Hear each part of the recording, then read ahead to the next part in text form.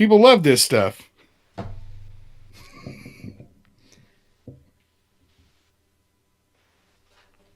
Okay, let's see if we're live yet.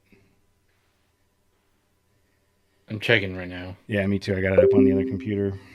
Yep. Yeah, we're live. Yeah, we're live. They can't see you, Cody. Yeah, that's fine. No, I'll switch it around. I'll switch it around. So, like if I do this madness, everybody can see me. I'm here in the studio. All right, you guys ready? 3, 2, 1. They can't see you, Cody. Yeah, that's fine. Hey, everybody, we are live on YouTube, and I've got Matt and Jose on the You're big talking screen. shit on YouTube. Who's talking shit on YouTube? Tim. Already? What a jackass. We're 30 seconds into this. Chopping at the bit right out the gate. Jackass. Oh. I swear, this is some BS. I don't need this from him. Wait, That's hilarious. you started the stream, so you must have wanted it. Man, I tell you, Tim's just a giant pain in the butt. That's hilarious, dude. So we're live. We actually got the live working, and the Matt and Jose are on Google Hangouts. We're doing the video chat like we did last week. Oh, that's right. Adventure Centric reminded me to Chris reminded me to flip my screen. I think I got to go do that in OBS. Hold on one second. Oh God, here we go. Oh no. Transform, flip horizontal. Did it do it? I don't think it did it. Hold on. Nope. Okay. Do I have to stop? Damn it. This is some BS. I told you you're gonna have to restart the stream. I'm not doing it. It'll be it should work. Let's see.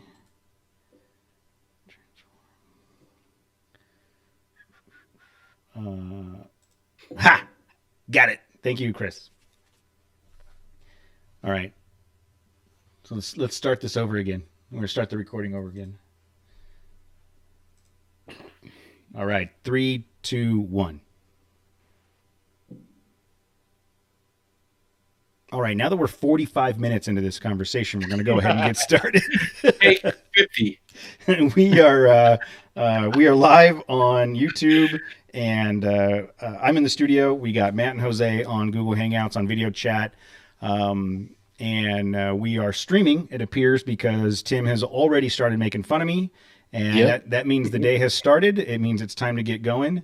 And Adventure Centric helped us out with my cockeyed stream. He reminded me to flip the stream so that it wasn't horizontal. I mean, mirrored. So I got that figured out. Thank you very much. How you guys doing, man? Good. Yeah, doing all right. Monday. Yeah. So, Yeah. it was a rough Monday at work, but what are you gonna do? There's always Tuesday. Right? Is that positive? Does that sound positive enough? Yeah. There's always tomorrow, It right? doesn't matter how crappy it is. I got to go back. Has anybody ever said there's always Tuesday? Ever? Yeah, at least we got Tuesday, right? Oh man, that's yeah. You know, It's if you had a shit Monday, I guess you might be likely to have said there's always Tuesday. I don't know. well, you guys are going out of the house every day, so it's your days are blending in. I mean, it's someone I think a comedian made a comment that there are no Saturdays anymore. Like it's just all the same day. I'm gonna quote another Primus line. The funny thing about weekends when you're unemployed, they don't mean quite so much. Except you get to hang with your working friends. That's it. Oh man. So yeah, it's been we are recording on April 13th. It is week 4 or whatever of apocalypse lockdown. Of lockdown. Yeah, apocalypse down. We so far everybody that I know is fairly healthy. We did have one cousin, Matt, on your wife's side of the family. We had a cousin and his wife that ended up in the hospital with COVID-19, and apparently they're recovering. So, a little bit closer to home than I want it to be, but they live pretty far away. I mean, I had a coworker's grandmother whoa, pass away no, this weekend. Yes. So wow, yeah. So that hits there's that's less than 7 degrees of Kevin Bacon or whatever in that math. I mean, I don't mean to make it light, but that's right around the corner, really. Yeah, yeah. It's it's still going on. We're still trying to do our part to stay isolated as much as possible. Tammy and Presley are home all day long, and between the three of us, I cannot believe how much we can destroy a house. Like, no matter, we did Sunday morning, we did apocalypse level cleaning. I'm talking scrubbing floors, pulling stuff out of cupboards. Like, it was clean. Why would you clean for the apocalypse? I don't know, just to make sure. If I knew the apocalypse was coming, I wouldn't even do laundry. It's like wearing clean underwear in case you get in a car accident. You know what? Nobody's going to take care of you. It's just, you're just going to rot the side of the road. Who cares? Nobody's taking your underpants. But anyway, I'm sorry. My point was, we cleaned a lot, and by Sunday night, it was a complete disaster again. So, or actually, it was Saturday. We cleaned Saturday. By Sunday night, it was a complete disaster. But other than that, everything else is going well. We're doing okay. We got a handful of topics to touch base on. We'll also take some input from the Peanut Gallery in the YouTube feed if anybody's got some input. But let's start off with a topic Jose wanted to bring up. Talk to me about this Land Rover you're all excited about. Well, last week when we had that roundtable discussion with all the other people on the hangout, mm-hmm. There was a question asked, like, what new off-roader you're most excited about? And for me, it's this one, the 2020 Land Rover Defender, because it's the first time in a long time. I think the last year they stopped selling it here was 96 or 97. Yeah. Because they weren't meeting safety, like airbags and stuff, safety standards. And I loved those Defender 90s.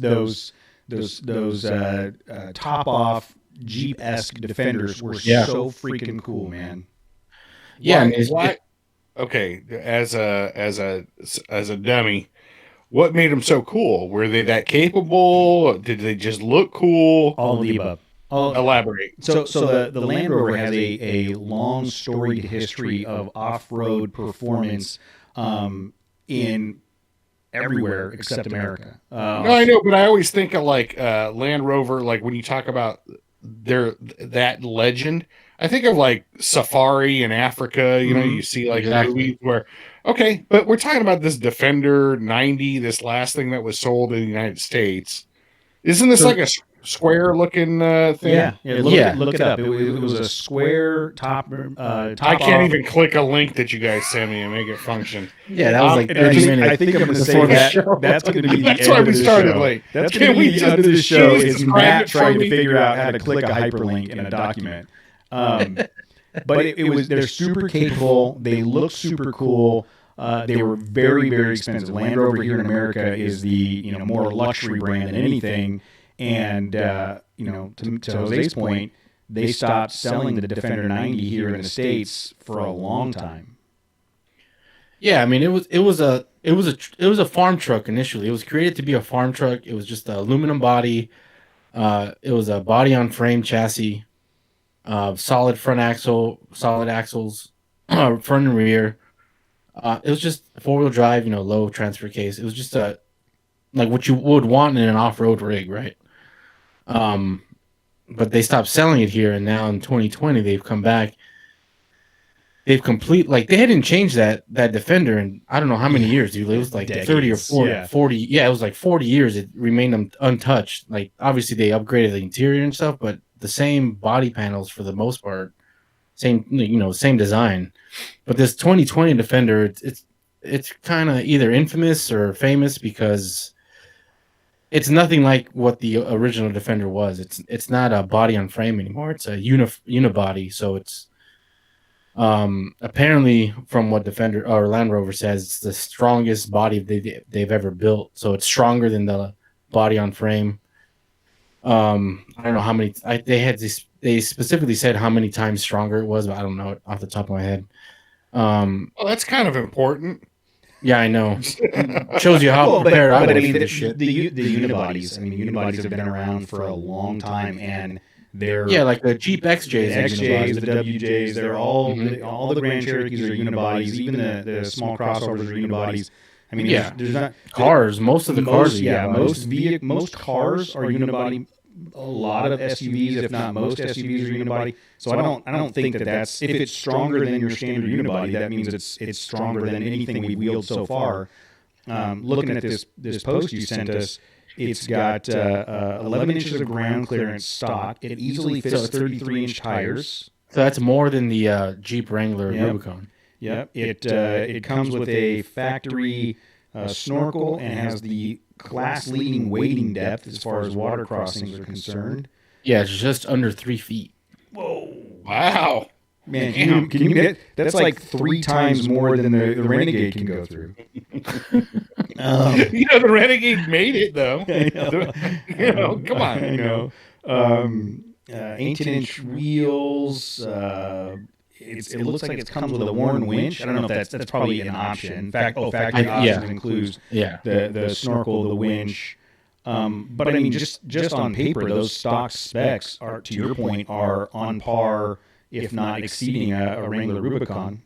Yeah, so on paper, you'll look at it and it hits all the marks, right? I mean, it has a great approach angle, it has a great departure angle, has a great breakover angle. I mean, but the biggest controversy is that now it's unibody, and also it's a front and rear independent suspension, so it's not even rear solid axle anymore, or not even a solid axle. It's all independent suspension with on airbags. So I mean, it's not even coil sprung. It's on airbags, so you can raise and lower the truck as needed.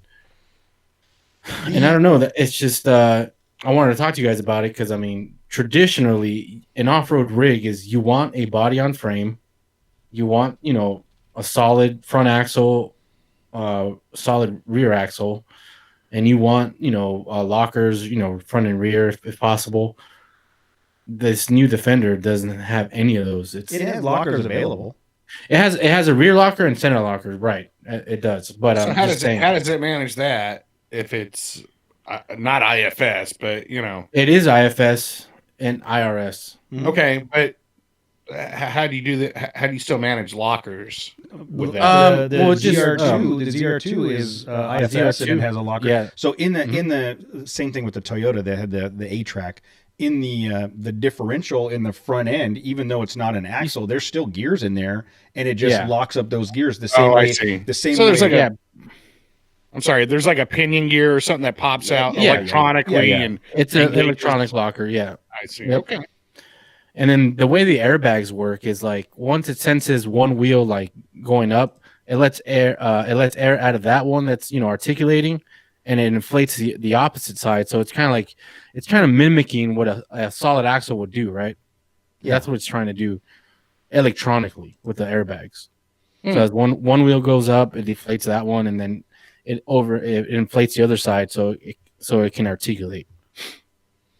And that's what their software is like. I mean, but when you think about, I'm sorry, I didn't mean to cut you off. Go ahead. When I think about anything with software, I kind of like that my truck's just super dumb and it's just 5 gears, and it's the only thing that's electronic is like the locker in the back, like right. Everything else is just gears, and it's very mechanical. I kind of like that. It seems more sturdy to me than software. Obviously I can't even open a link to whatever you guys send me, so maybe that's why I'm a little suspicious. But are you at this point now, with the way the off-roading world is, do you guys feel I mean, Cody, you talk about your 9-speed transmission or whatever. There's nothing 10 speed. You don't have any. Okay, whatever. Yeah, you don't have any concerns over the software issues and stuff like that. I did originally. I was I was originally thinking that, I wanted the manual transmission for transfer case, the manual shift for the transfer case, and all of the dumb stuff that that is less likely to fail. But we're at a point now where you're not going to get that. You're if you want anything newer than 5 years old, you're not going to get that. So if you're stuck on the manual operation of gearing and transfer cases and all that other stuff, then your choices are limited to an older vehicle. Yeah, you're going to buy an older truck at this point. Yeah. I guess to be a little more specific, I think of, like the 80s where you were still, I'm just talking about automotive industry. You were transitioning from like vacuum controlled distributors and carburation and things like that into electronics. And there was a bad transition for cars. Well, I would tell you that the vacuum stuff didn't work as well either. I had, at least on my experience with Jeeps, but there was like lowered expectations. All of a sudden now we're raising the level, and now we can do things electronically back then as opposed to vacuum tubes. And when they failed, it wasn't like, oh, you just seal up some tubes or find the leak out on the field, out on the street, in the trail, wherever you were. Vacuum leak is a vacuum leak. That's still mechanical.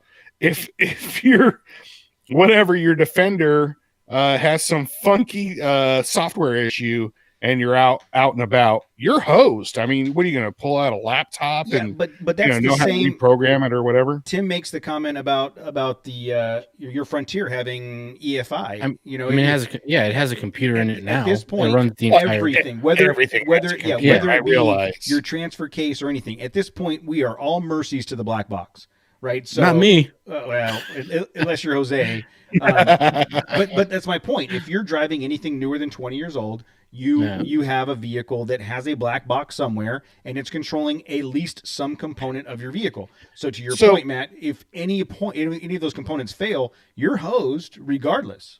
That's my point. Like Tim was saying, electronic fuel ignition or whatever, that's been around for decades now. So nobody's worried about that. I'm talking about the off-road capability of this Defender with these airbags and all this other stuff. What are they charging for this vehicle? Dude, I built one. Oh, you built one. I built one, right? The way I would want it, with all the specific options I would want, like the rear locker, center locker. Yep. It was $65K. Yeah. Yeah. 60. Okay. But okay, Jose, we laugh at that. That is not that far off for a JL Rubicon or Gladiator Rubicon. Yeah, right. That's right there. If you're looking for off-road performance and luxury and all of the bells and whistles, that's the price you're at. You think that Ram Rebel is going to be less than $65,000 or the F-150 Raptor? No. I mean, that level of vehicle is $60,000 and plus. Right. I mean, and I'm so torn on it because, one side of me wants to keep it super traditional, manual transfer case, solid axles, body on frame, that's the hardcore, right? But I'm also like, dude, technology, it's 2020, technology's come a long way. Airbags, they've been in, big rigs use them for hundreds of thousands of miles, right?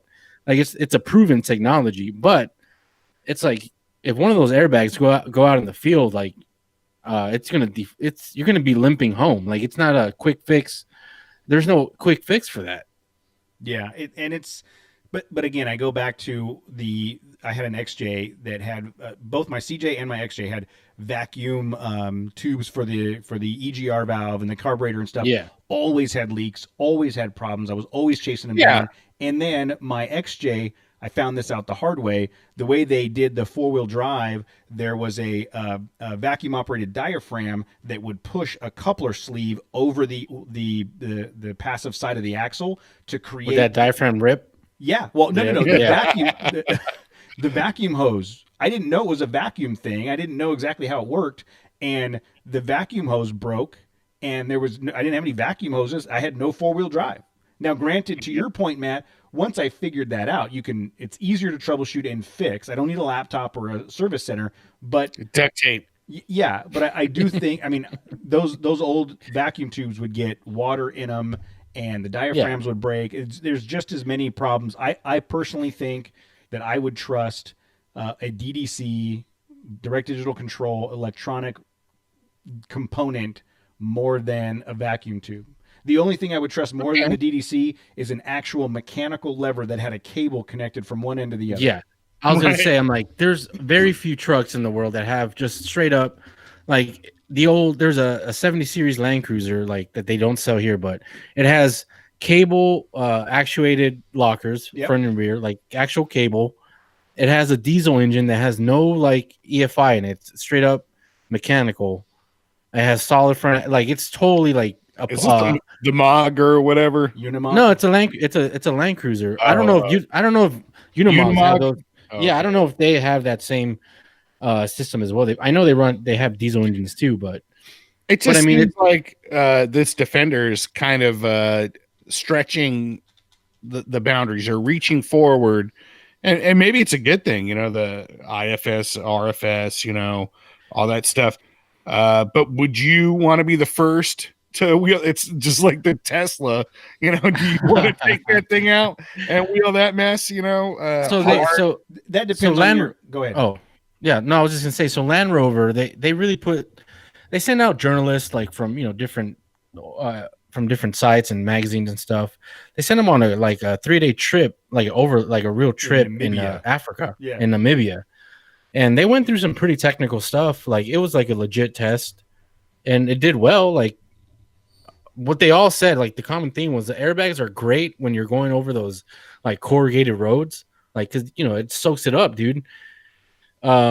It does have a little bit, like it doesn't flex as good as a truck with solid axles would do. But I mean, look at the King and the Hammers trucks. You have IFS, IRS trucks, left and right. Like that's the new thing. Yeah, and Matt, to your point, I think it really depends on how you feel about the Land Rover line. My experience with Land Rover was the company I worked for had a Range Rover. The person that owned the company prior to that owned the Range Rover. When they sold the company, the car came with it. I had to drive that thing for a couple weeks while my vehicle was getting ordered, and every freaking light on the dashboard came on. It like buttons didn't work. It was a weird.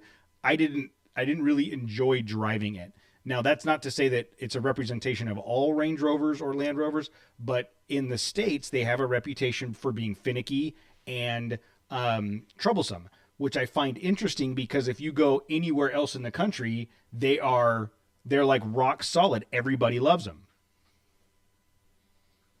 Yeah, that's where that saying comes. If you want to go out into the bush, take a Land Rover. If you want to come back home, take a Land Cruiser.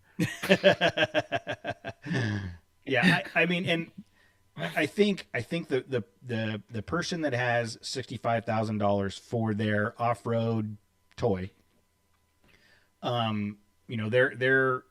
they have options. They have the Land Rover, they have the Gladiator, they have the JL, they have now the full size Raptor and Ram Rebel. Yep. So I don't know that they're going to be able to steal much of that market. I mean, what's their competition really? Like, what's it's a 4-door, it's a SUV, off-road centric. I mean, besides the 4Runner. How does it do in mall parking lots? It's gonna kill it, dude. Oh, yeah, it's gonna kill it. It's gonna be the ultimate overlander of South Orange County. Yeah. Oh, right there. Dude, there's millions of people down there. Yeah. They all got money. It's gonna be. And I think it looks cool. I think if they. I'll take your word for it. I couldn't open the link, so. Is it square-ish? It's square-ish. Yes. All right. Square-ish. I think what it is there's that mystique to it, right? Like you see the Land Rover, you see the Defender in movies, you see it like all over. It has that mystique of like adventure. Beverly Hills 90210, bro. Exactly. Did they have a Defender? Yeah. What's his Brian Green? I forget what his character was in Beverly Hills 90210. Yeah, we're talking 1990-ish. He had one of those forest green Defender 90s. It was awesome. I wanted the yellow one. He had the forest green one. And you guys know what I'm talking about. You went and you watched that stupid show because that's where the chicks were. Don't leave me hanging. nobody cares. Like you're arguing. I'm just gonna leave that where it is because I don't think anybody cares about 90210 except for people of our age. Jose doesn't even care. I know. Jose doesn't even know. Right behind us, and he's like, whatever. The peach. All I gotta say is the peach pit. That's all I gotta say. That's the only thing he can reference. Peach pit. No, I'm Dylan. What was his name? Right, Dylan. That was yeah, right. He died. He didn't he get like shot or something? The actor or his car blew up. The actor did? No. Like in the show. Well, I know he's dead. I know he died for real too. Did he really?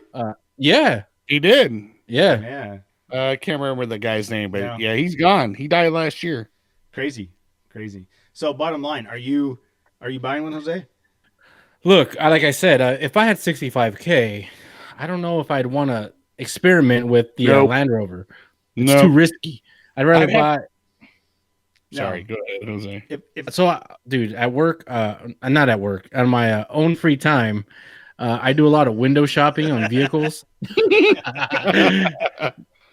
And I think I've picked it down to like 3. It would be a newer like 200, like the 200 series Land Cruiser, like a newer one, the newest one. Yep. A Jeep Rubicon Wrangler, like a 4-door, or the ZR2. Wow, ZR2. ZR2s are so cool, dude. I think I'd get it with the diesel option. No, I gotta pre-run that thing if I want to. That's the thing, though. You can't pre-run with that diesel motor. No. Or you could pre-run better without it. So, yeah, I still love that ZR2, but you know what? We're talking. I'm gonna shift it over to me. I think I still gotta. I'm infatuated with the Gladiator still. I had so much fun in that thing back in August. Yeah. Hey, dude, right now they're having 84 months, 0% interest. 105 decades, so you don't have to pay any interest. Exactly. But you still have to make the payment for the car. You still have to make the principal payment. So there's no interest. Help anybody. It's free money. Speaking of which, there was a post back and forth, and I don't know if anybody from Redlands Jeep is listening, but they had posted some stuff. They tagged the Trail Chasers in a post, and started some commenting, and they were like, let me know when you're ready to buy a real vehicle. And I said, let me know what the trade-in value is on my kidney and my firstborn child, and then we can talk about it. I'll tell you, your kidney, not much. Like, yours is pristine, dude. Mine is clean. What are you talking about? Yeah, I'm not worried about. It's just like genetics, essentially, because you already got bad Achilles. Like, who knows what's wrong? I'm fatty liver. I am not worth much on the black market as far as body parts are concerned. But I would agree, man. I think if we were in that 65K range looking for a vehicle, I would definitely steer towards the Gladiator. I think that Gladiator with the Icon kit that we drove at the ranch was amazing, was absolutely amazing. And it's even though the Gladiator is a fairly new platform, it's a Jeep. And it's a proven Jeep built on a JL. I would say that my chances of being happier way better with the Gladiator than they would be the Land Rover. Just based on my opinion, that I would absolutely go with the Gladiator over this vehicle for the same price. I would definitely go with the Rubicon Wrangler. The thing about the Jeep is it's off-road. It's built for off-road. It's specifically built to go off-road, right? Yeah, it has everything you want on it, and you can put 35s on it like from the factory. You don't even have to lift it. It comes ready to go. If I had 65K, I'd buy my Ranger for 30. I'd take the other 35 and go buy a 1970. No, listen. Then I'd take the other 35 and I'd go buy a 1970 Ford Bronco, fully restore it. Then I would have all of the electronics in the Ranger, and then all of the like old school mechanic leaf spring suspension, solid axles in the Bronco. Do you think 35K is going to get you a restored Bronco? Not restored. I have to restore it myself. No way. It'll get you a decent running primered bodied Bronco. A tub. You think so? Yeah, I think 20K can get you a running Bronco that looks like crap. Right. Exactly. Those are unibody, by the way. What? The old 66 to 77 Broncos are unibody? Yeah. Huh, I did not know that. I thought they were body on frame. I thought you were all Ford no matter what, dude. Encyclopedia Jose coming through again, man. Encyclopedia Jose. So, well, how does this compare to the 2021 Nissan Frontier? The 2020, I don't know. I saw a lot of videos I saw 2 videos on the 2020 Frontier that has more horsepower than your class range. leading. That's Class awesome. leading, 8-speed. 9 speed. I thought it was 8.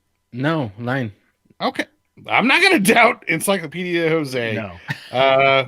But, you know, if what I hear about that drivetrain, and then obviously why wouldn't they transfer that into the new body style? It's probably going to be pretty rad, but we'll see. I'm not going to pump it up too much. Well, the Nissan Nation podcast just joined, so they probably have some feedback. I'd be willing to bet that the reason, or I read an article, the reason they're putting the new drivetrain in the 2020 is to give it some time on the road for the 2021 model release. I mean, at this point, what else are they going to do to the 2020? I mean, it's a 300-year-old vehicle with the same squirrel cage in the front that it some random. But you know what?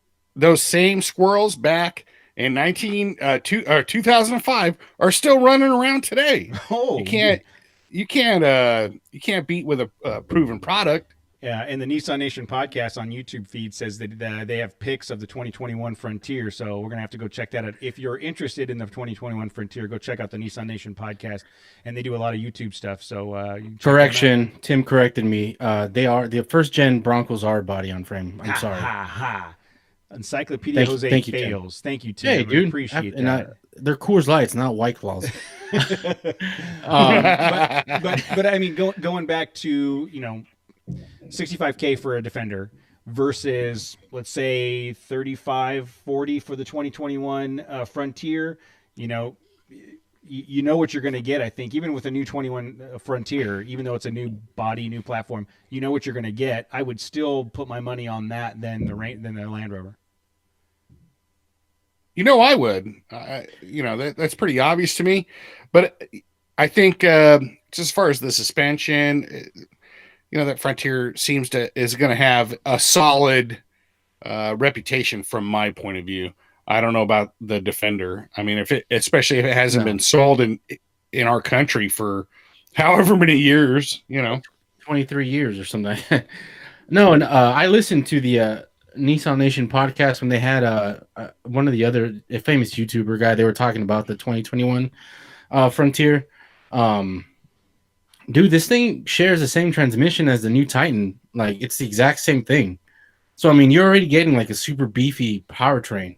Like, that thing's going to be reliable. Super beefy. Just like me. Yeah. I know. We need to get Matt that custom license plate. Super beefy. Moss beef. No, that's Tyler's Moss beef. Hot beef? Hot beef injection. No, dude, I'm like, so if I'm car shopping, I car shop every day, but someone else doesn't want to buy a car in this house. I want to hold out to. Why is Damien holding out on Vietnam? I don't know, dude. He's just we don't see eye to eye on things. He should be on the same page as you, dude. I thought he was gonna have my back on this thing. Nope. No. Right. I'm really interested on what the 2021 Frontier is gonna be because Nissan has they haven't updated that thing in so long, and I think the demand is there for like all the trucks, mid-size trucks. They all have an off-road version. They're all pretty decent, right? It's a great starting point. Even the Pro 4X now is a great starting point. But I think Nissan has been listening. They're gonna probably. I hope they swing it out of the park with the new one. I agree. I agree. If you are if you're in the market for a mid-sized truck, I mean, next year is going to be pretty good year. I mean, it's going to be pretty packed. Yeah, the Bronco's coming out. You know what? I see these comments like, "Oh, this truck shifts so smooth."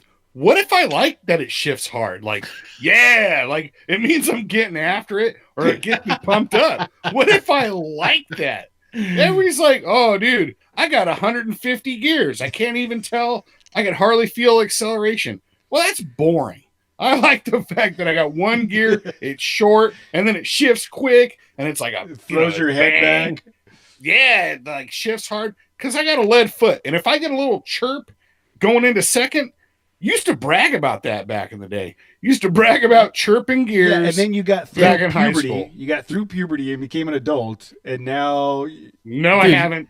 No, I haven't. Your car was I a shit refuse. if you could chirp third gear, dude. Oh, dude, you were the If you could man. chirp third, you're like, holy shit. That's right. That's right. People talked about, hey, you see that car right there? You see that 72 Dart? That shit ain't chirping third.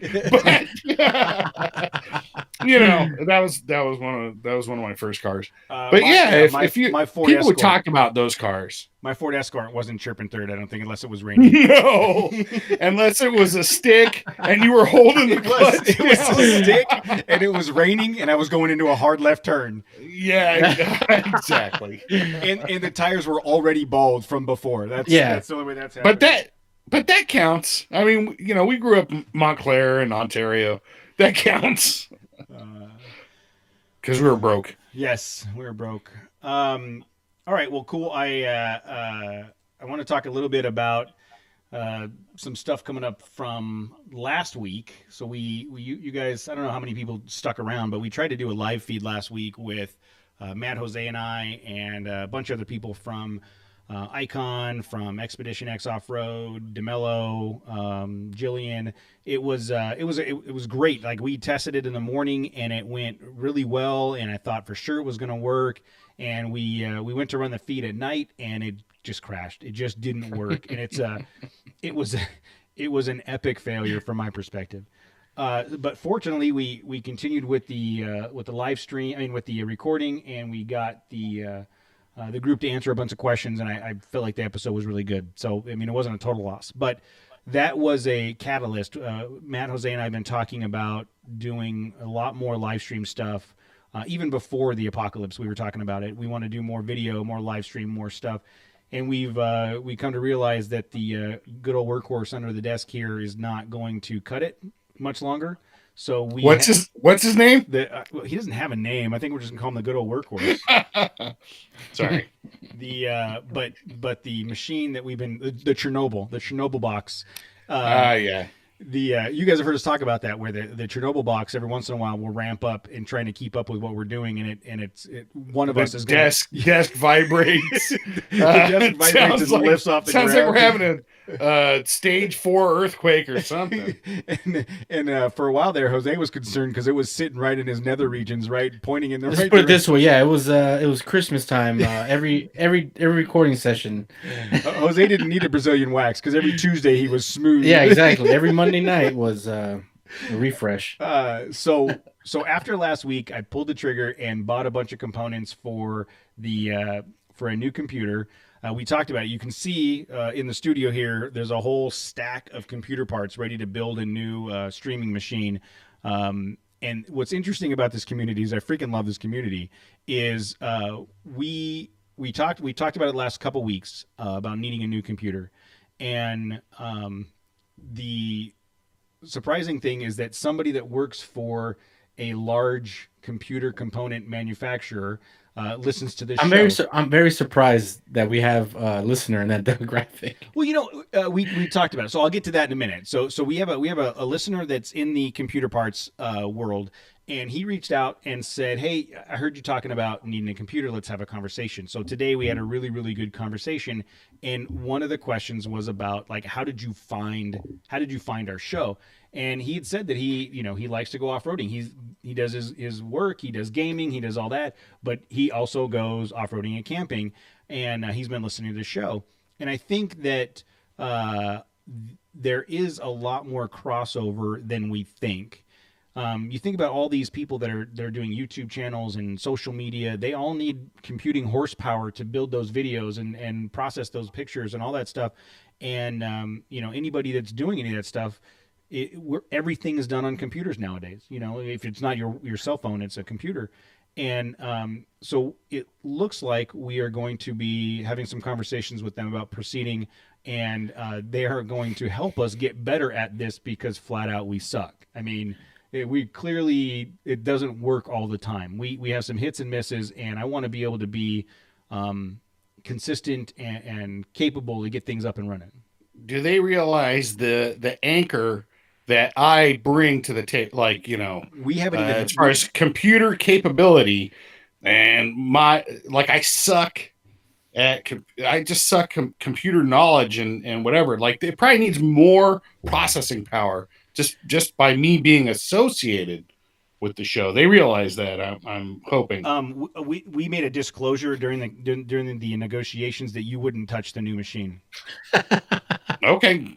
Oh, good. So I don't have to. Yeah, they were like, as long as Matt doesn't touch it, we're good. So, the funny thing is, I set up a phone call with them, a conference call. So I'm sitting here in my office, in the studio doing the call, and Tammy and Presley were out in the other room. And 5 minutes into this call, niceties, how you guys doing? Good to meet you. Blah blah blah.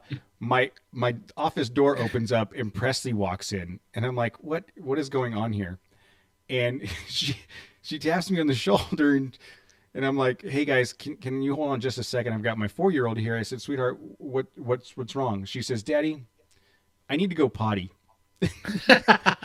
And I'm like, all right, guys, this is how this is going to go. I am sorry. So I'm sitting here trying to have a conversation with them with my face in the mic, trying to get her clothes undressed and still have the conversation, trying to get her. Whoa. She had a dress on. She couldn't get off by herself. So I'm trying to get her dress off so that she could go to the bathroom. And I'm like, where the hell is Tammy? So apparently Tammy walked to the mailbox, and all this took place when Tammy was gone. Tammy said she came back, found Presley in the bathroom, and went, uh-oh, this is not good. This is not good.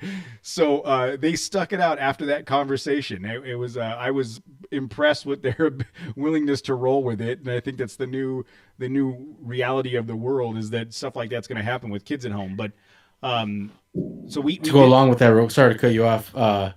Damien's an official podcaster now, yes, because he was on last week's episode. He barged in too last week. Yeah. And you could hear him call for me. Yeah. You guys have seen that video of the newscaster, and there's a couple of them. There's one of a man. One of I love that video with the little girl that comes stomping in, all like super stoked. I love it. That was Presley today. It was awesome. So the bottom line is that, the people in the community have reached out, and once we get a little bit further along in this relationship, we'll have some more conversation, because I really think that they can help us get to the next level. These guys do live streams weekly on a regular basis. They know what they're doing, and all of the little intricacies of making it work are going to be, it's going to be helpful for them to kind of point us in the right direction. And then again, with the horsepower of the computer, Matt and Jose were having some conversations, and Jose and I were geeking out on some of this stuff, and Jose was like, Matt was like, I don't know what you're talking about. Horsepower, CPU processing, what is that? I don't get it. But the computer that computer right there that I was about to build was like 3-4 times more powerful than the one we have. If these guys jump on board, it's going to be even more so. So I'm excited about that, and our ability to do more live streaming with more feeds and do it efficiently. What I'm concerned with is you start talking about taking the show to the next level. Do they know what level we're at? Because I feel like maybe we're pretty low. Like, maybe Matt, you can only go up from where we're at. So right, don't tell them that. Like, we're gonna a position of some power and influence. You can't just tell them we've been working off of a Commodore 64, if that's not a thing. No, I mean, seriously, the machine that we've been using, I built that in 2014 or 15, and at the time, man, it was not a cheap build. I scraped together quite a bit to put that thing together, and it was built to do some gaming. And once I started the show and that kind of stuff, I kind of detached from all the gaming stuff. But everything we've ever done, from a streaming perspective, from live perspective, all that has been on this machine. and it's been great. We're now doing more stuff, and we're going to need more horsepower. So I'm a nerd, and I like geeking out on some of this stuff, and I get excited about working on computers and building computers, and that's another thing for you guys out there. If you can wrench on a vehicle, you can put together a computer. I mean, it's not that difficult. It's actually pretty rewarding and fun to do. And Jose, have you ever built a machine? I have not, but I have always wanted to build my own. I mean, I built them on like configurators, Yeah, but I've never actually physically built one. yeah. It's again, it's not that difficult. The components they only go together one way.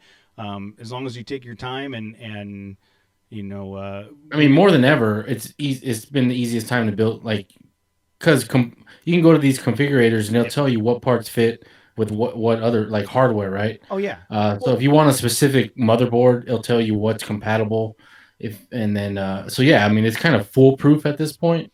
You kind of just have to have a little bit of common sense, I want to say, right? Yeah, and it's very much like when you're trying to build up your rig, and you're like, okay, what lift kit am I going to use? What tires am I going to use? Yeah, So it's the same type of research. And Yep. I actually, I mean, I probably had 6 different builds in my Amazon cart, different lists, and part of that was built off of, reading a blog post about which processors and which X, Y, and Z does well for Exactly. this, and which Yeah. does this, and what pairs with that. To where I got to a point where I kept whittling it down to within my Yeah. budget, and I'm super stoked with it. So I will say that There's obviously going to be a give. Oh, there's always going to be a give and take somewhere. yeah. It's just whatever fits your needs the best. Yeah, and it's just like when you build your truck, you do what you can at the time, and then there's always going to be a part of you that was like, oh, I wish I would have done this instead. You know what I mean? But there's Yep. nothing you can do about that. I'm happy with where we're at. If these guys come on board and we start working with them, and they can provide a little bit more, I don't know, power and capabilities, I'll be super stoked and very, very grateful. So we'll keep you guys posted on that. I think it's going to be pretty awesome. Dude, I've been meaning. So the question I've been wanting to ask you is, what kind of truck does that guy drive? I don't know. We didn't get into that part of it. Oh, okay. So my thought is that because the conversation happened today, it was like super quick, and Yeah. we got right into the nitty gritty, and then there was conversations about parts and this and that, and then so my goal is to, that was kind of the opening conversation, and as we go on, I want to get him out on the trail with us. I want him to go wheeling and do some stuff.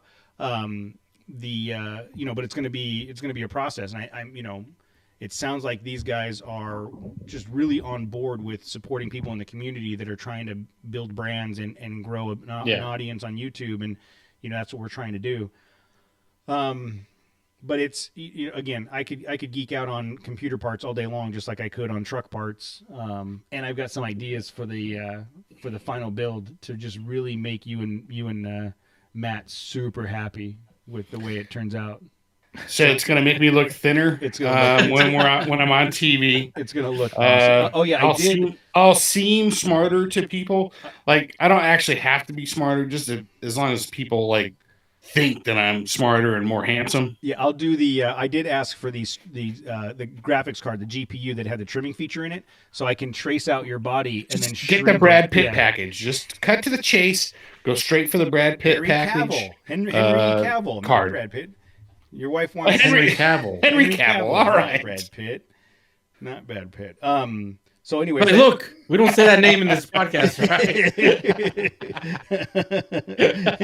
Don't get all angry. I'm tired of that name.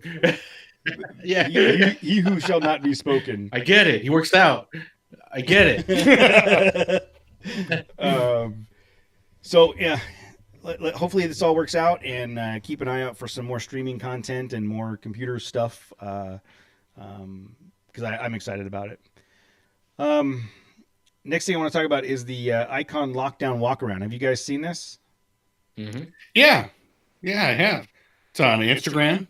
It is on the gram. All over the gram. All over the gram. All over the gram. So for those of you that have not, it is... So Icon is doing what they're calling the Lockdown Walkaround, and it is an opportunity for you to showcase your vehicle. You submit entries, and you basically walk around your vehicle and show the icon components that you have, and kind of feature those parts. I told Matt I think he needs to do a walk around and show where the icon component should be. Like there would be an icon component right here. But if I honestly did a walk around of my truck, it'd be the necks and tires, some stickers that I got from like listeners and maybe events, and then some patches inside on my headliner.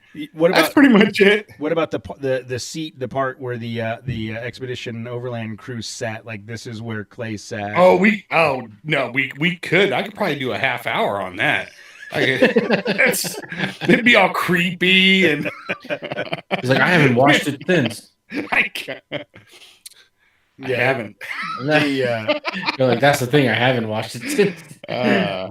So I could charge admission. Like, hey, you could sit where they sat. Is it a piece of toast with Clay's face on it? I don't think it's like. No.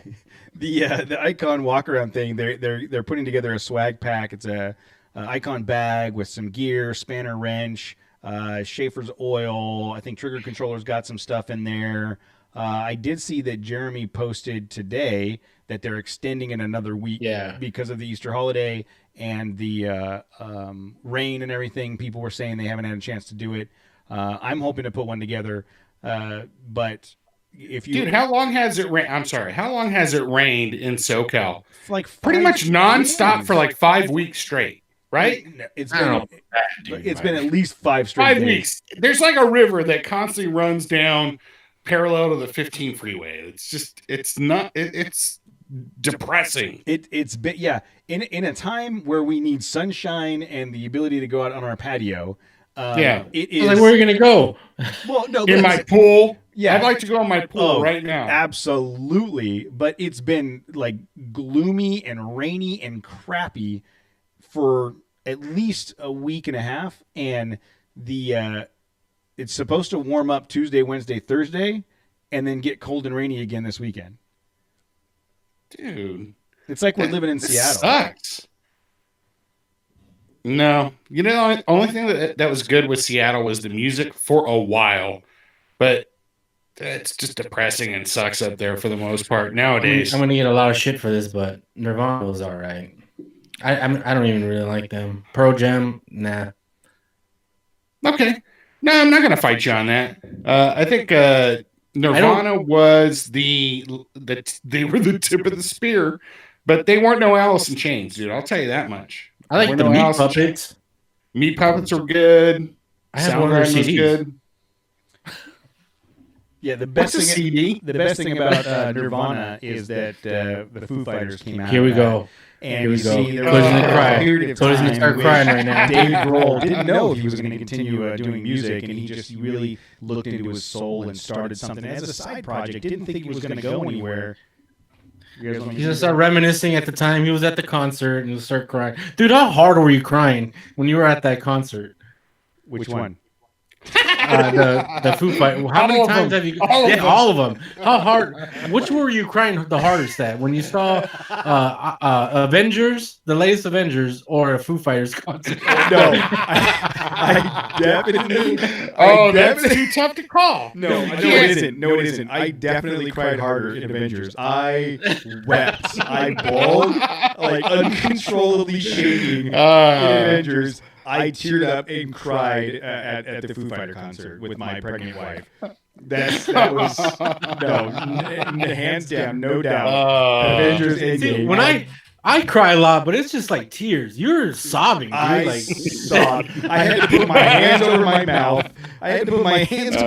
To not disturb the 12-year-old sitting behind me. Sobbed. The 12-year-old behind you was like, "Get your shit together, dude." You're embarrassing yourself. I'll buy you some popcorn to stop crying so I can finish out this movie. Get this guy You're embarrassing me. Stops crying. Oh, yeah, it was. Yeah, that was. God, it's so funny. It's so funny. But yeah, no, flat out bald like a sad boy. Don't say burgers. Don't say cheeseburgers. Man, damn it! You know what's funny is I haven't watched it since. I need to, Oh no! I watched parts. Like we watched part of it at your house, Matt. And I've seen I've had parts of it, but I haven't sat down and actually watched the whole thing since. Do you think you'll cry again at that part? I don't know. I don't. I mean, it's pretty. You will. I watch it.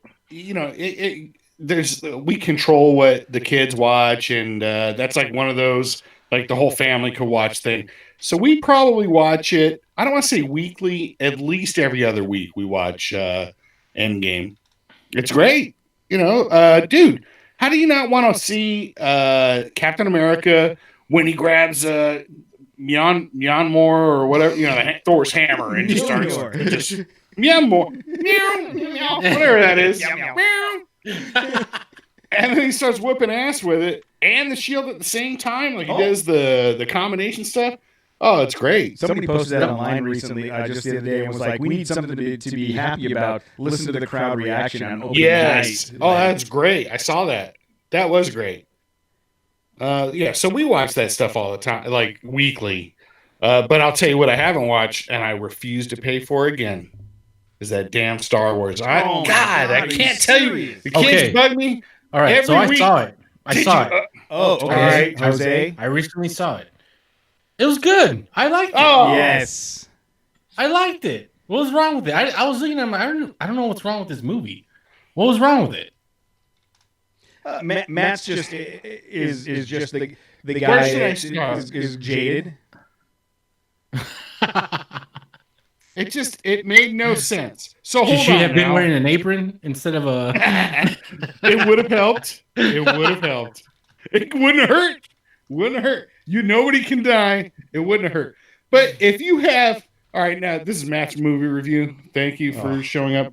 Now, if you had a fleet of Star Destroyers just sitting on a planet, like hovering, they're just sitting there. How long? That's not how. That's like the dumbest thing.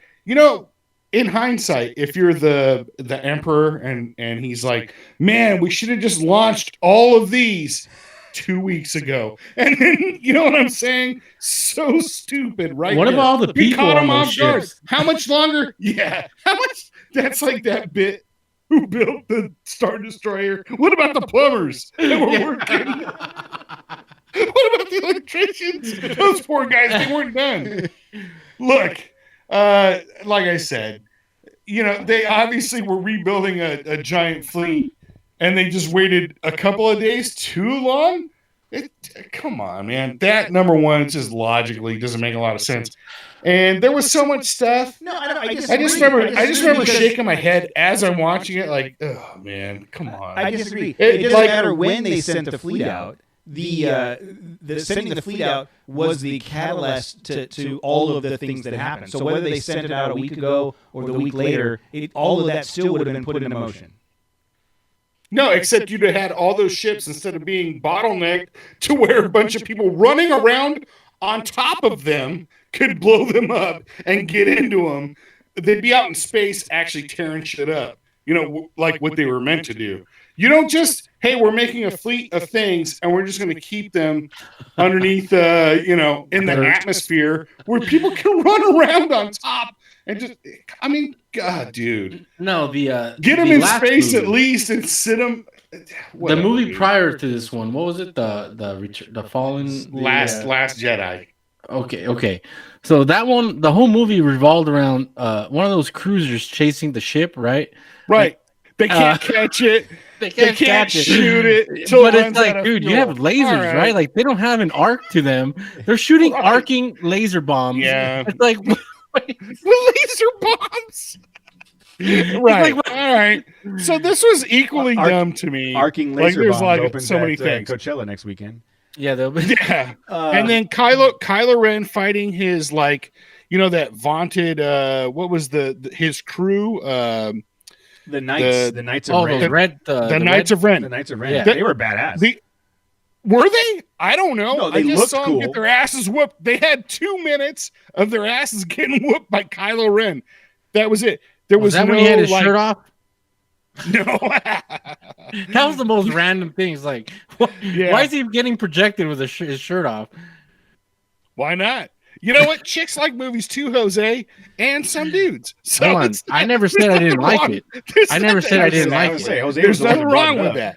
And there's nothing wrong with that. You know what, Jose? You're a horrible person. How dare you?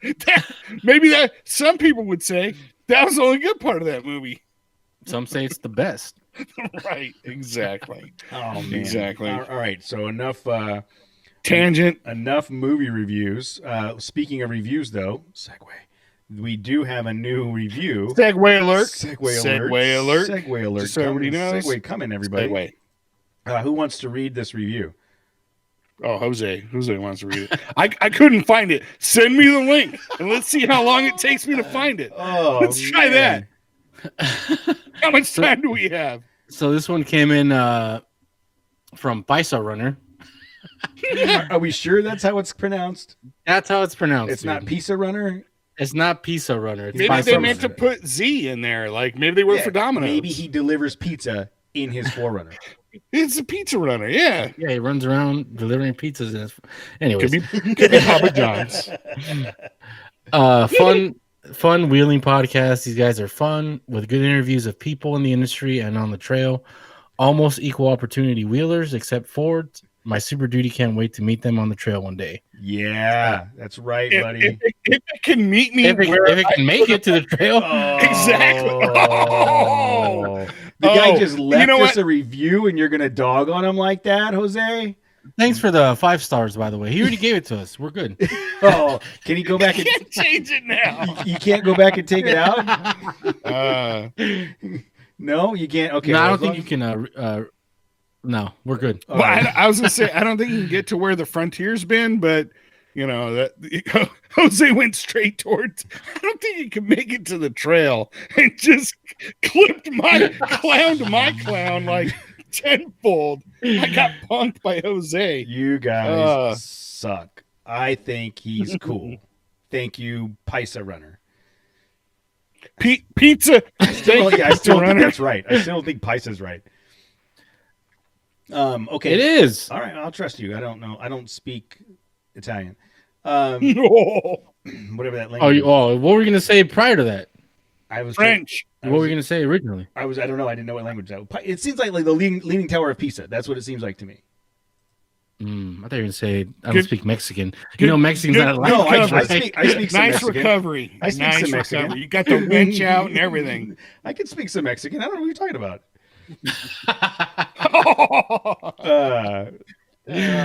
All right, we do have a couple voicemails. Let's start one. Hopefully I'm assuming the people online can hear it. We'll find out.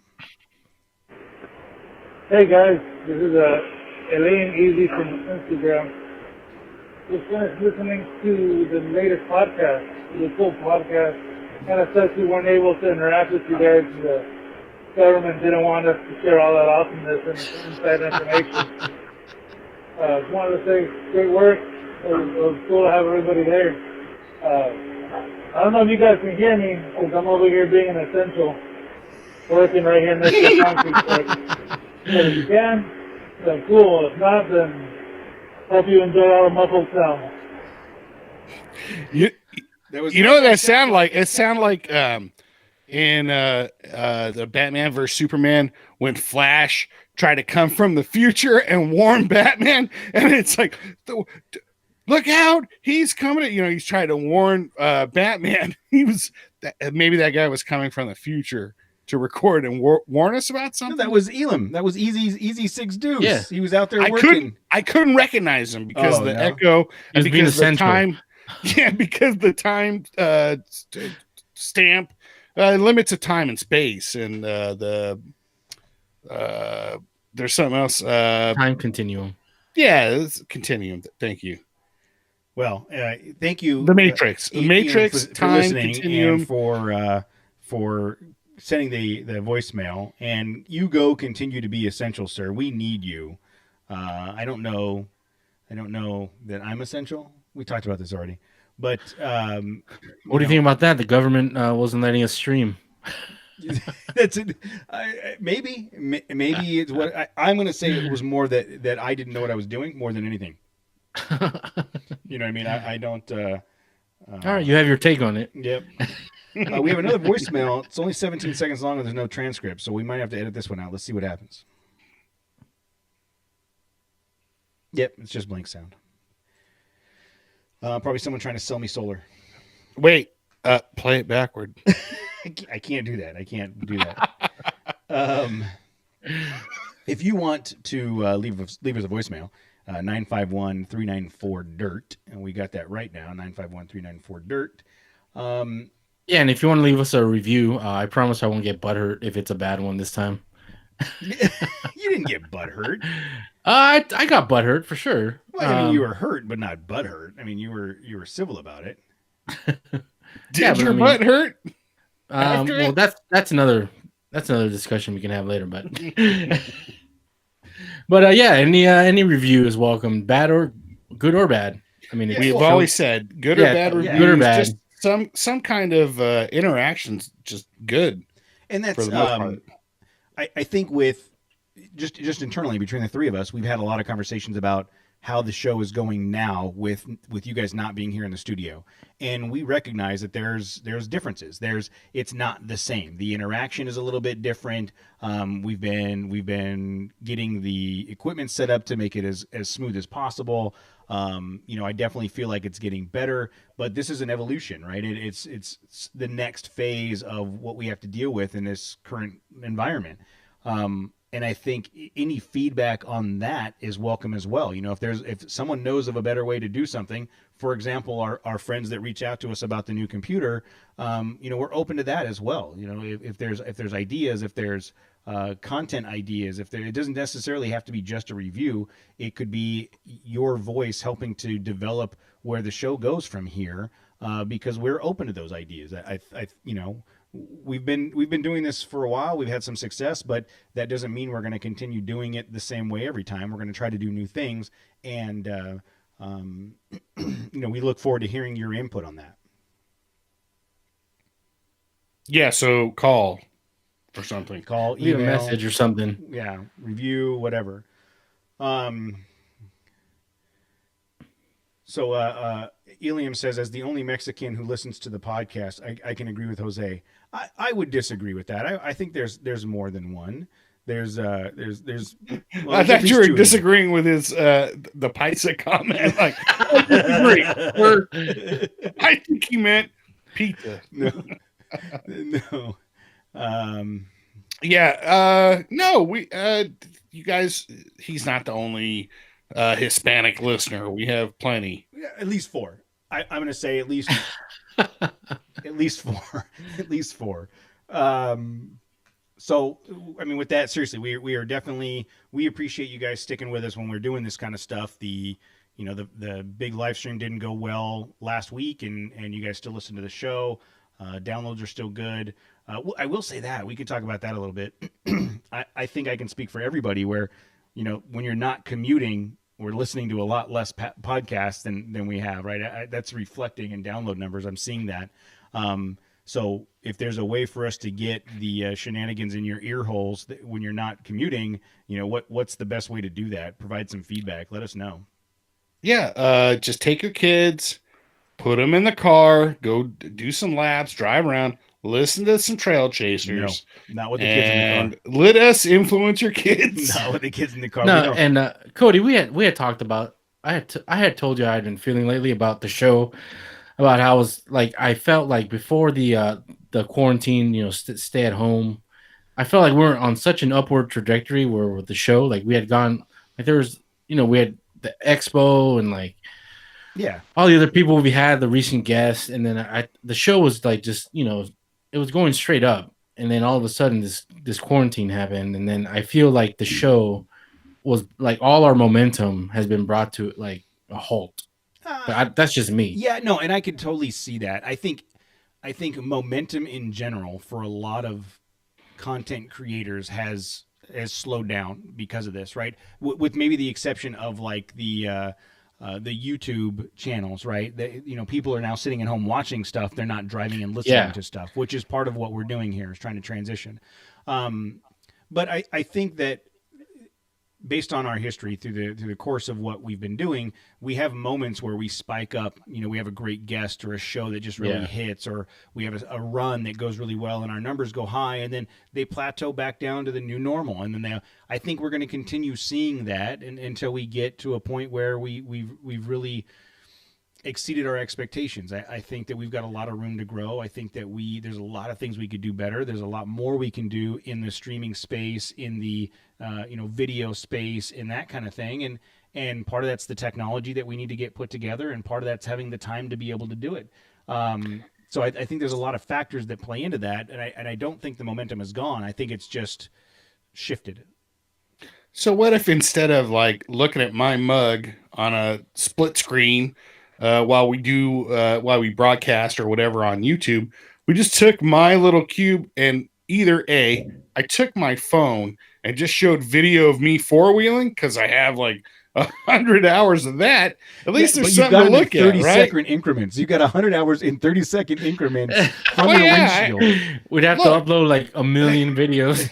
Dude, I had to. No, it's just hit play, click, and then that ran out. Even if it was the same one for 3 hours, like the same 3-minute clip of like me driving the Frontier, it's better than just looking at me, right? No. What am I? Nobody's watching. No, me. nothing's better than Nobody looking wants at to you. see me. Well, so in that regard, we've talked about this before. We have thousands of hours of content to make videos from.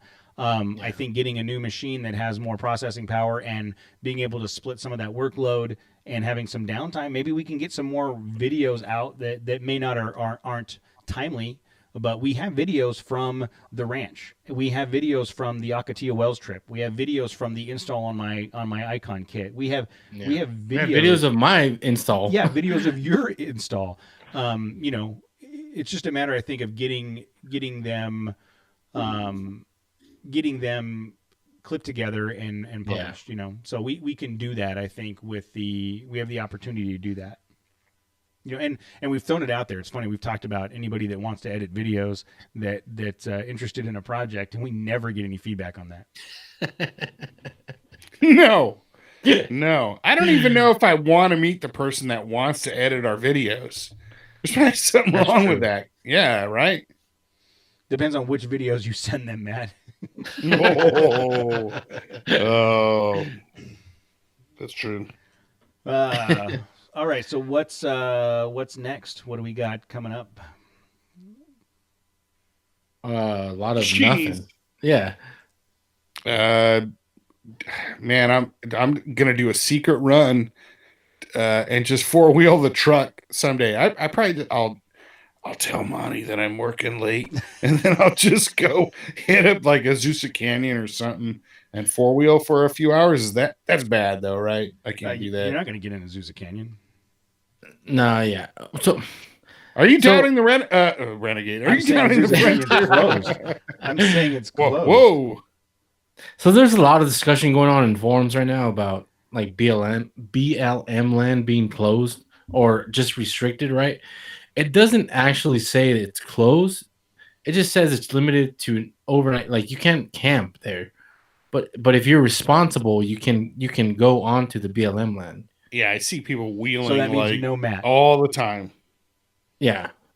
So if you're socially responsible, but the rub is like getting to the trail is like you should be sheltering at home. So technically, like you're not following the rules by driving to the trail. So I'm essential work, but my essentially that's it. Your sanity's but not you're essential. Yeah, right. What if that's the only way I can get to work is if I can blow off some steam on some trails. No. In my truck, not talking to nobody, not breathing on anybody. All right, I'm not doing it. I just the way Cody was shaking his head at me from the interwebs. I'll go with you. I'll go with you. No, I'll go with you again. Shut up, Jose! You're blowing it. Yeah, winkety wink. You blew it. Damn it! The backlash is coming now. Oh man, no joke. There's no backlash, dude. I'm telling you, no joke. That's part of why we're doing this remote. We talked about, the three of us talked about whether or not they should come to the house and work in the studio, but I want to protect the girls, and I do believe that there would be backlash if you guys were here. What if I was wearing a face mask? Yeah. What if? Well, wait. Well, you and Jose aren't sitting. Like, why is there a zipper on that thing? Oh no! And who's Zed? I was just gonna say, was that Pulp Fiction? The Bruce Willis? Zed's dead. Zed's dead. Oh man. Yeah, see, that's why they're not here. That's why Jose's not in the I have room. a coronavirus approved uniform I can bring to the studio. No. No. Can you? You guys, oh man. This is already a random episode. You guys are killing it. I don't know, Matt. I don't know what the answer is. We've talked about it multiple times, and I don't know. I think for me, I'm taking the more cautious approach of, because the difference is you guys are out and about every day. You guys are already out. I'm only going out when absolutely necessary. Like I went to one job walk last week, and while I was out, I stopped at the grocery store on the way home. That's it. That's the only time I left the house. Well, that's where you see it the worst. That's where there's two things. There's the lack of traffic.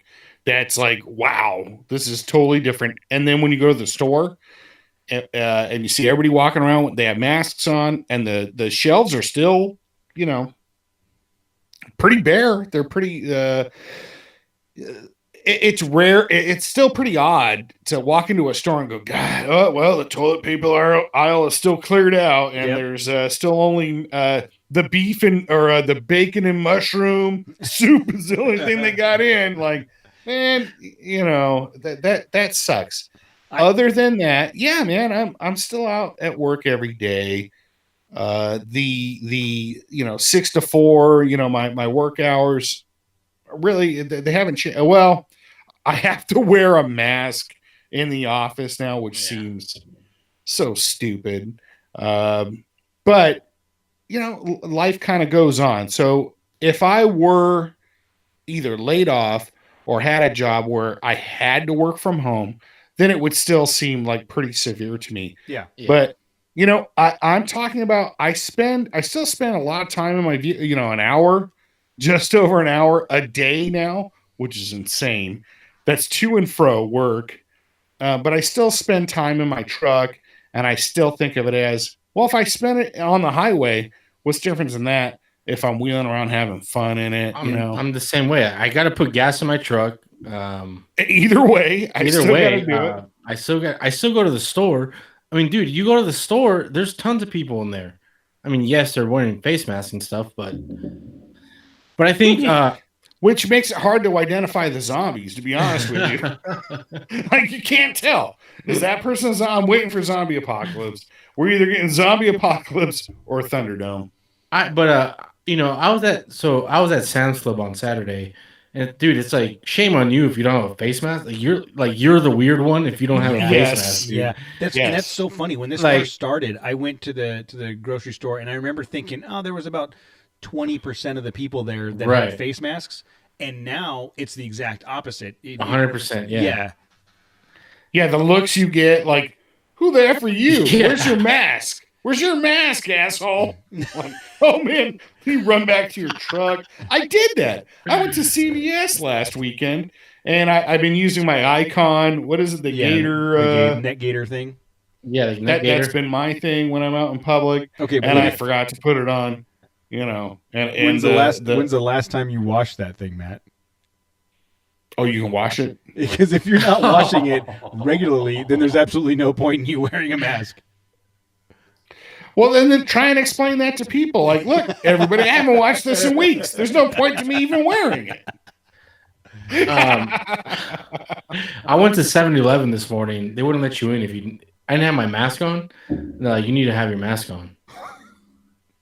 So I had to go back to the car. That was because they just get want my to see your mask. face. They did not. They were like, "Whoa, dude." Like, Corona has we just can't. We can't scare all the other customers. You need your mask. But no, I don't know. I think it's just crazy to me how everyone is like, the majority of people are like doing what they're supposed to do to be socially responsible. Like everybody, like at the gas stations, they're either, a lot of people have gloves. Mhm. Most of the people have face masks, and like at Costco, I put gas at Costco. There's someone just walking around like spraying all the handles down with like Yeah. disinfectant, and it's like everywhere you go, it always smells like Lysol because Yeah. everything is getting sprayed down. They're going to call this the Lysol conspiracy. Oh yeah. Oh yeah, It's just, Don't it's even, just I Lysol don't even trying want to to make get money. started on all the different like social media conspiracy things. I sent you guys that post where there was that group that will remain nameless that posted something about marching on City Hall and marching out in public, and fight the man, essentially, that like this weekend go do this. And I was just like, I really wanted to respond, but we've talked about this before. Is when you get into a pissing match with someone online, you both end up smelling like pee, and it just wasn't worth it. And it still floors me to see some of that activity, like those things that and I'm not going to fall on either side. It's just I feel like social responsibility and taking care of my family and making sure that I don't get anybody else's family sick or whatever just seems like it's the right thing to do right now. And whatever level that is to your interpretation is up to you. But the idea of trying to incite people to go out into public in mass groups right now, No, that's irresponsible. Yeah, exactly. No, I completely agree. That was the thing. It was it was a large page that had a lot of followers, and it just felt like a very irresponsible stance. Even if personally they felt that way, it seemed like the wrong message to send at this time on social media. And maybe there are people out there that don't agree with me. I just feel like it was a bad idea. I'm currently on a project for a large hospital conglomerate. I don't know if I can say or whether I should, but so I'm working for a very large project at a functioning hospital right now. And when this all first started, I thought, oh, there's no way they're going to continue with this project. I'm going to get shut down. But they've actually considered us essential. We're an asset on the campus to keep us around and basically keep the project going. Whatever. So we're getting these emails that,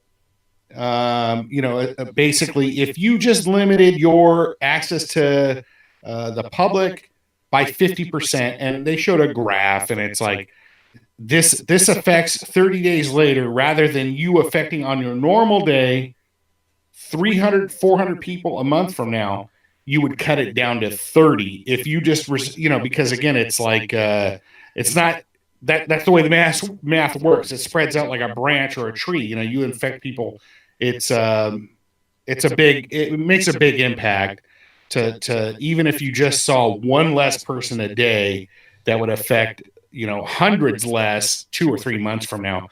And when you see it presented that way, that's when you kind of got to realize, okay, it's worth it. I believe this math, and I believe that this is something that we should all strive to do.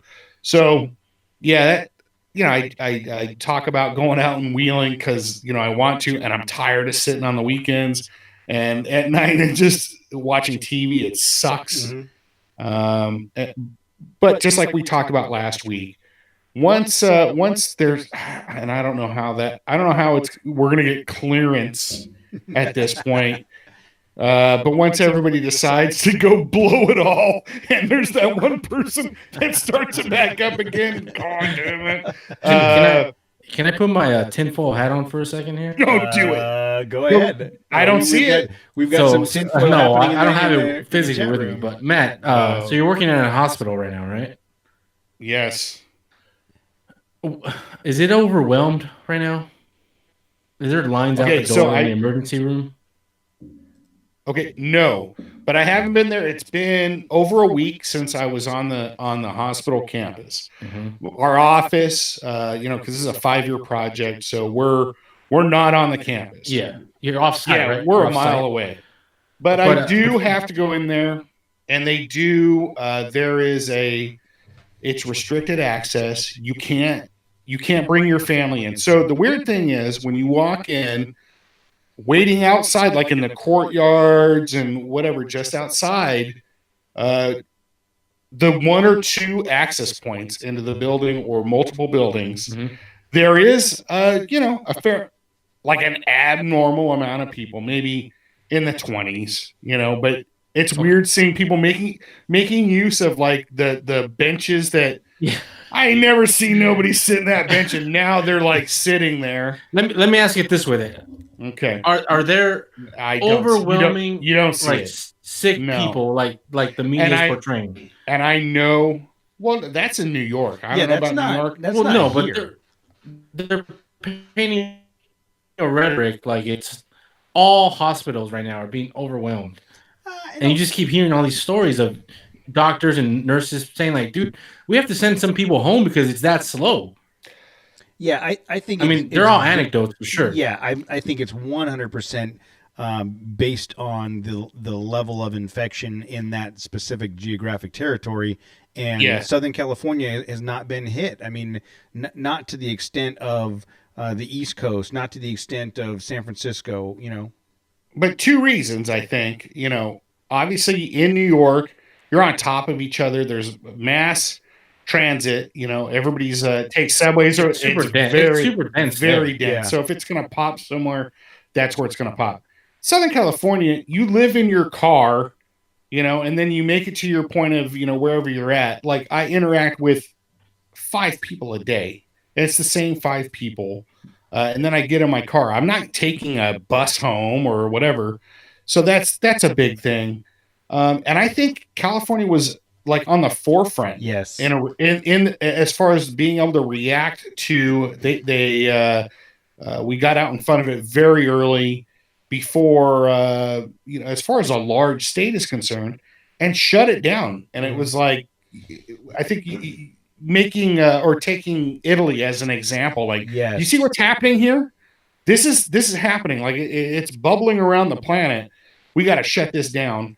And so we did. And same thing with, I think Washington's done a pretty good job, Northern California, whatever.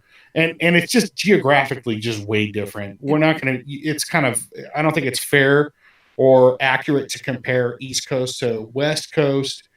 And I think, again, LA specifically being such a sprawl, there's no, we don't have mass transit. So that's made a big impact on but I do know, I had a meeting last weekend, and I know how many people were infected because I asked the head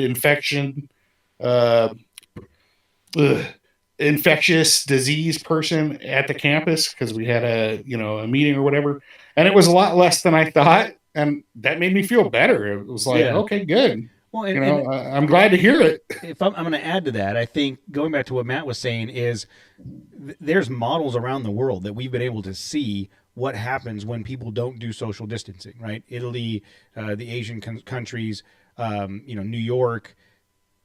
I am totally good. This is 100% my opinion, my personal opinion. I am totally good with saying, okay, we are on quarantine, social distancing, lockdown for a month, and I recognize that there are ramifications to that. There are economic, personal ramifications to that, and And I'm not saying that one outweighs the other, and we're starting to get down a really political path. But for me, Jose, going back to your point about the hospitals aren't overwhelmed, that's great. That means that what we're doing is working. We have seen in other parts of the world that if we don't do something, then they will be overrun, right? So we will never there after this is all over, there's going to be all kinds of conversations about comparing the models to the actuals and were they trying to scare us, and we don't know. We won't ever know what the right answer is. Yeah, we're never going to find out what the truth is. No, I mean, there's always two sides of the story, and then there's the truth. And yeah, I don't know. The problem is no matter what side of the fence you're on, whether this is a conspiracy or not, you're going to find support and information to support your cause. And I think that's the problem. I think that's the problem. There's so much information out there that you're going to have whatever your bias. Here's the thing: the virus don't care about your political views or beliefs. No, I believe that to be the fact. People are dying. We're trying to limit that. Yeah. That's it. That's why we're all. It works better if we all commit, if we all buy in on it. And I agree, man. And it's easy for me to say that because my family has been minimally impacted, right? We are in a good position, and the slowdown in work and those kinds of things are not putting us in a position where we have concern, and we're fortunate for that. I recognize that there are other families that aren't in that position, that some families went on furlough for both income makers and what have you. So I that's why I'm trying to disclose that I'm not saying that economic impact is not significant and doesn't outweigh the need for all the other things. What I'm saying is, for me and my family, I am totally good with where we're at right now, making sure that my girls are safe. And then we'll if the whole thing is a conspiracy and they're just trying to scare us, great, we'll come out of it in a couple weeks and my family's going to be fine.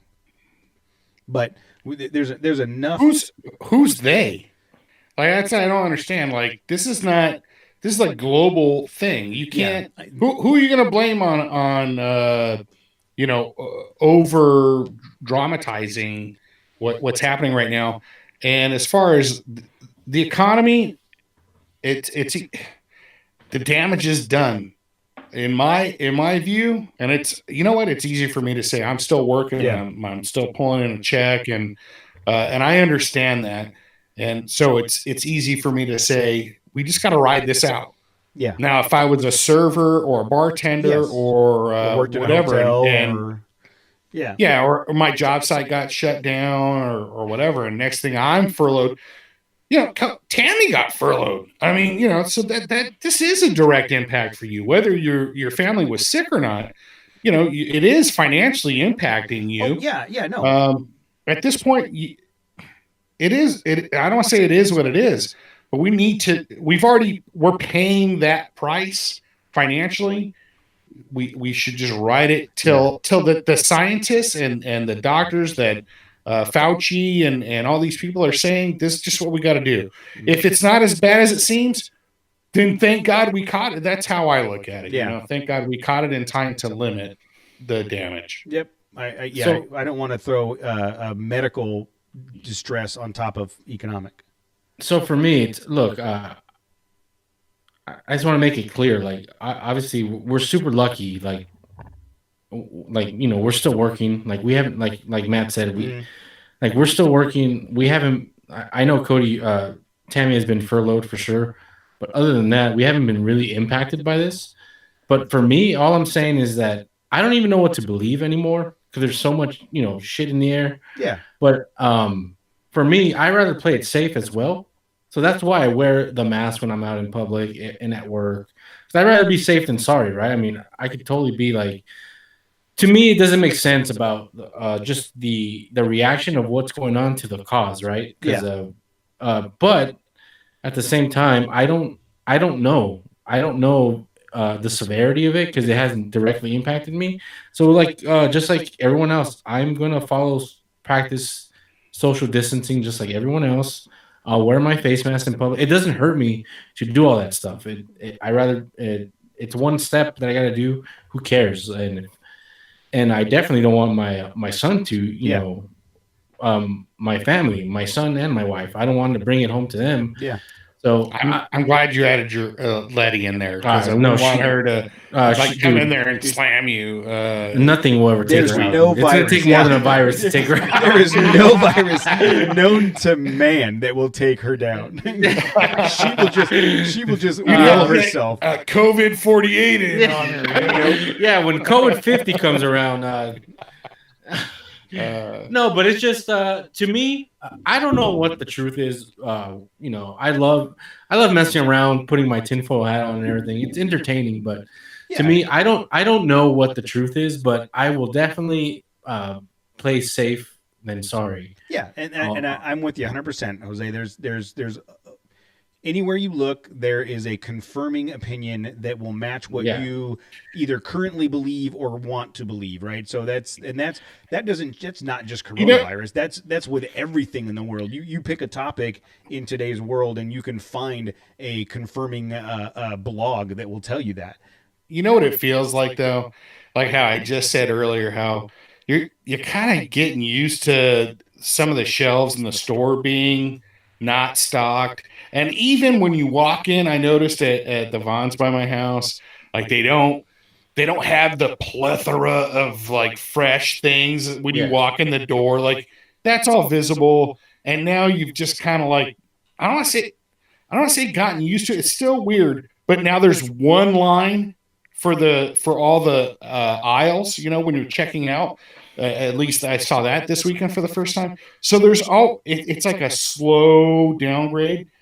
And all I'm saying is like one day, I think it's going to get to the point like, I think that's a freaking zombie, like right there on the side of the road. Like, well, and then 2 weeks later, like, oh yeah, well, there's a few more zombies wandering around. Like Shaun of the Dead. Yes. Oh, you total Shaun of the Dead. You gotta bop them in the head. It's like, these goddamn zombies are keeping me from getting to work on time. I'm so tired of. Do you remember not having zombies around?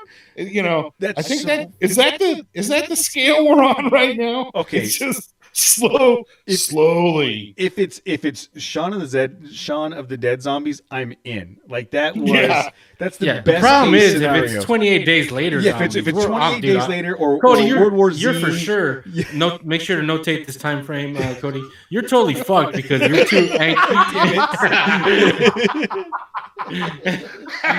You got two bad Achilles, bro. Dude, you know what's sad about that is I used to be able to run, dude. I used to be fast, and I used to be able to run, and now I just be like, look, let's get this over with.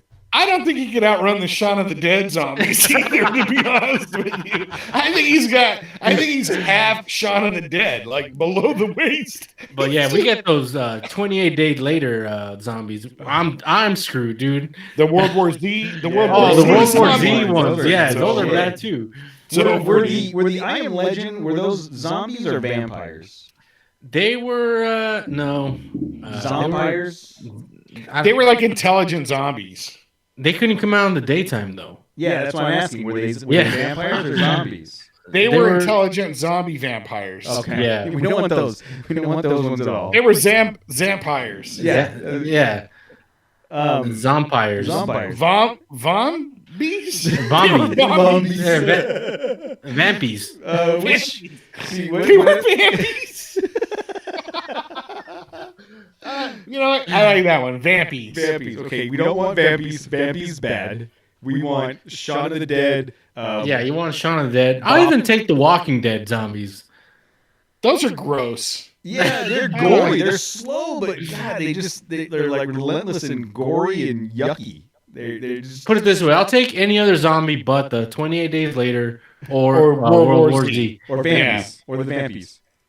Or the vampies. Yeah. Yeah, we don't want the vamp. We need to do the next blog post is rating the preference of zombies from best to worst. There's no rating needed. Everybody agrees they don't want vampies. You keep those vampies away from me. Did you hear about Matt? You got vampies. Did you hear about Matt? He got the vampies. He got the vampies. Are they going to try to fix it? No, there's nothing they can do. He's too far gone. There's nothing. It's over. Oh, crap. The vampies got him. All right. I have no idea. I have no idea how long this episode is because we had a lot of recording beforehand. So we're gonna. I think we've exhausted anything remotely close to a topic. The Defender, and we ended up with Vampies. Yes. Ooh, the 2021 Defender. Go get Land Rover that. Vampy. Go get your vampies looked at. Remember, what am I looking for? What's the word I'm looking for? Fuck. Podcast. No, I forgot. Timestamp, Jose. Don't neglect your Vampies. That's what I was trying to say. All right, guys. Well, for those of you that stuck around for this randomness on YouTube, thank you. That was cool. I appreciate it. We had some good input. And we're going to continue doing this next week. We'll do live again. You know, it's possible we can be on the new machine. You know, it's possible to have the new computer built by then. Make sure to wear a static bracelet when you're assembling that thing. Yes. I was gonna film it. I'm gonna move you guys' monitors on this side of the desk, and kind of set up a workstation over there on that side, and then does this have to be part of the show now? Like he's like a character with this whatever machine you're building. Oh, he will be. Trust me. I got plans for him. But I'm gonna remove this stuff on this side. I'm gonna kind of try to film the install using this camera and my handheld, and try to put something together. Because I think if everything goes well, it's gonna be a really cool machine. You know, based on the feedback I got. So I'm excited. You know, again, I'm nerding out about it, but. We'll do that. I do want to do an icon lockdown walk around. And get something clipped together for that. You've got, I think, a week from Friday, and so 2 weeks, a week from this Friday, right? Originally it was going to be the 17th, and they pushed it out a week. So get your input for that if you're concerned about, or if you need to know the details, go to the Icon YouTube page, and then go from there. But all right, dudes. Appreciate you hanging out with me again on a Monday night in your studio. And this is my bedroom. Yes, I know. Is my bedroom as well. Yes. And then we'll post this up on Thursday like normal and continue putting out content. I would love to be in a position to be able to do more content, like do a recording on Monday and then another live feed on another day. That just takes time, and like we said, we're both still working, and all three of us are still working, and it's hard to do all that. So thanks for listening, and tune in next week. We're working on getting some more guests lined up for stuff, and if you've got content or suggestions, please send them to the email, thetrailchasers@gmail.com or info@trailchasers.net, or call us and leave us a voicemail, 951-394-DIRT. All right, did we lose Jose? Jose went away for some reason? I don't know. He didn't wait till the end of the show. He's like, I'm out. So, all right. That's it. Well, we're going to stop the recording. Everybody have a great night, and we're going to end the live stream. Thanks for listening.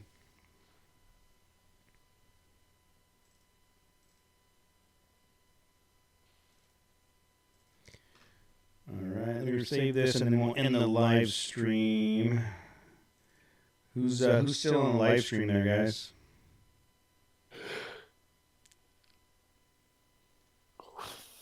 Whew. I know, I'm tired. Yeah. I think the show's going to be called Run from the Vampies. The Vampies are coming. All right. Where'd you go, dude? Oh, dude, I had to take a leak so bad. I was holding it for like 5 minutes. I was like, dude, I got to go. All right.